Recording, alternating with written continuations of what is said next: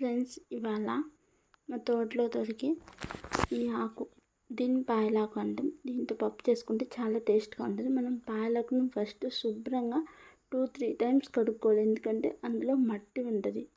తర్వాత ఈ పప్పులో ఈ పాయలాకు, టమాటా, పచ్చిమిర్చి, చింతపండు, కొంచెం ఉప్పు, నూనె వేసి కుక్కర్ మూత పెట్టేసి 2-3 విజిల్స్ రానివ్వాలి. వచ్చిన తర్వాత మనం ఈ పప్పుకి సంబంధించినవన్నీ ఒక కుండలో మొత్తం వేసుకోవాలి, తిరగమాతకు సంబంధించినవన్నీ. అప్పుడే టేస్ట్గా ఉంటుంది ఆయిల్తో సహా. ఇప్పుడు విజిల్ వచ్చిన తర్వాత కుక్కర్ మూత తీసి చూద్దాం, బాగా ఉడికింది. ఇప్పుడు మనం కొంచెం ఉప్పు, పసుపు, కారం తగినంత వేసుకోవాలి.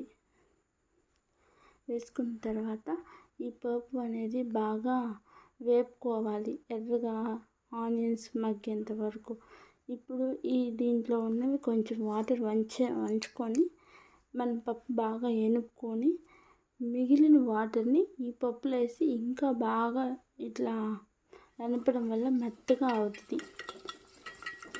ఇది బాగా వేగిన తర్వాత తిరుగుమాత మనం ఈ పప్పులో ఈ ఎంపిన పప్పుని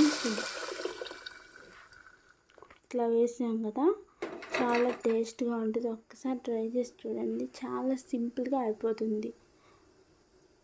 కొంచెం కొత్తిమీర చల్లుకొని బాగా ఉడకనించి మూత తీసి చూస్తే మంచి స్మెల్ వస్తుంది.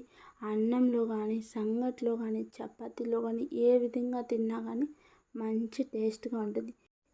నాకు చాలా ఇష్టం ఫ్రెండ్స్, ఇలా చేసుకొని తినండి. Thank you for watching.